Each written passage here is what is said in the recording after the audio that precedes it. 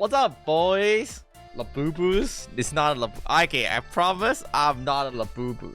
I'm a bunny fanboy VTuber. This is the cute little ears. Let me clickbait by only showing the forehead. Okay, don't say I have a big forehead. I promise you my forehead is fine. Oh, hi. You can see my mouse moving. I scuff streamers. Hi. Can you guys guess what I'm wearing? Black and white theme. It's not a maid outfit. Everyone keep thinking it's a maid outfit, and they keep calling me Bunny Maid, but it's not a maid outfit. Here, I'll show you guys a little more. I guess from the top, it kind of looks like a maid outfit. Alright, you guys want to see the rest? So this is what the outfit look like. It's like a two-piece, so it's like a bottom skirt, and there's like a top piece. Alright, if you want to call it a maid outfit, this is like a boy maid outfit. Of course, we got thighs. Everyone loves thighs. Long Chinese legs. Hello, everyone. So this is like my take on it's kind of like it's not a maid outfit, I promise. So today I have a short presentation prepared for you guys, telling you guys about who I am. Okay, let's get started. So again, my name is TenTen, or going to Chinese is Teen Hub, which stands for 1010. So when you put 210 next to each other, you get 210. So that's my handlers, but my nickname is going to be by TenTen, right? Genders, that's not important, right? We're in 2025. There's unfortunately, or fortunately, I'm 5'2". We regularly stream on Monday, Wednesday, and Thursday. Those are going to be my main stream schedule. This is one of the biggest questions I get all the time. It's like, wow, you're a fanboy VTuber, but do you actually go outside in a skirt? That answers... maybe. A little bit about me. I was born in Hong Kong, so I'm 100% Chinese. Or 500% Chinese even. There was a lot of Chinese culture ingrained in me. 我是 Chinese.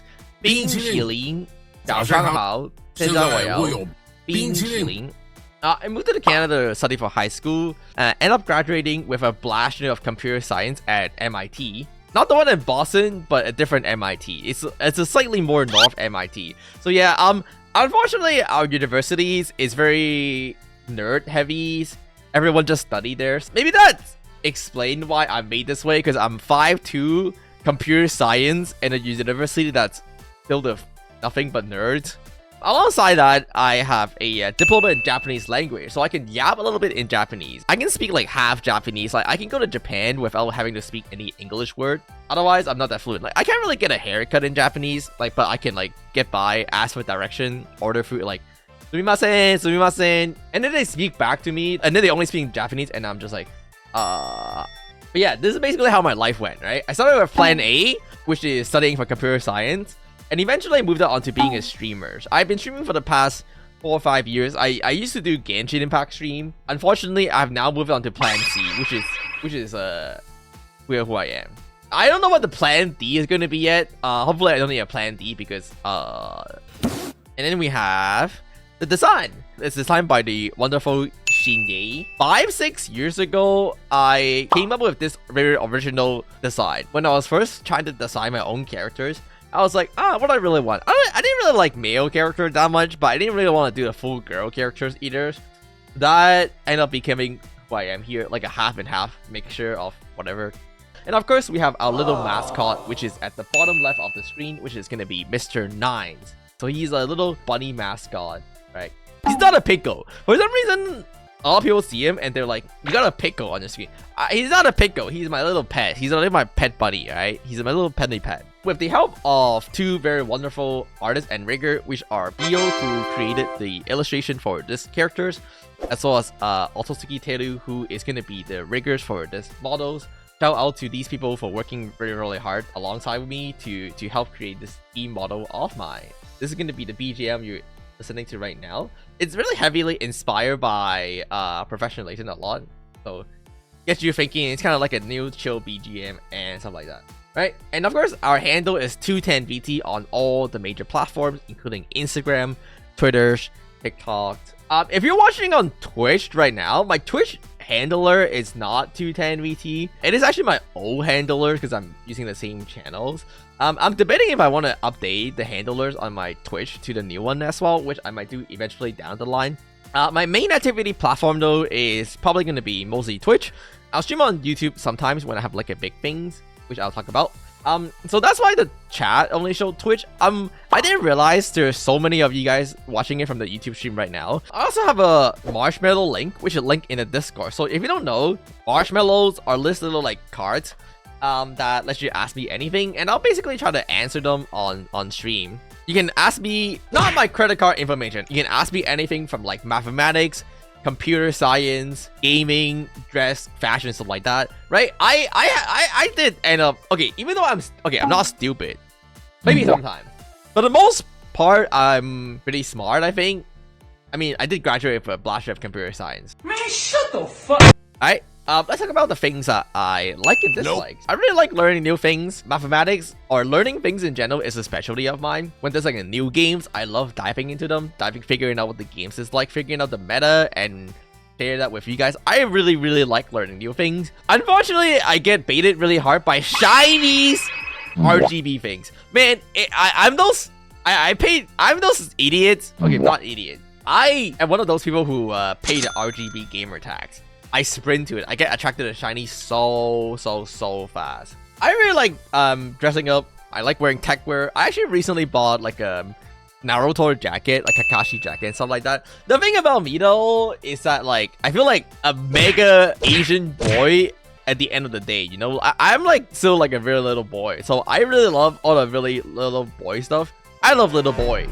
Okay, that sounds so wrong. I love little boy things, including like Beyblade, Kamen Rider, Yu-Gi-Oh, Pokemon card, Digimon, Game Boy, PlayStation. If you guys have any like boy memories that you want to talk about or share with me, feel free to do so.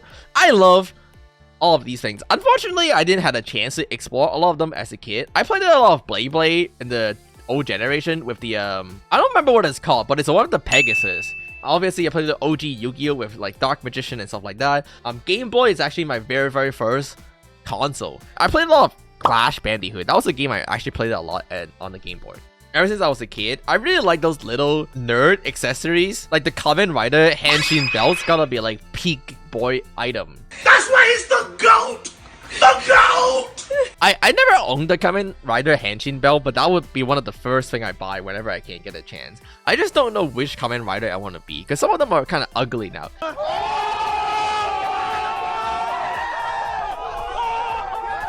Let's talk about some of my emotes, right?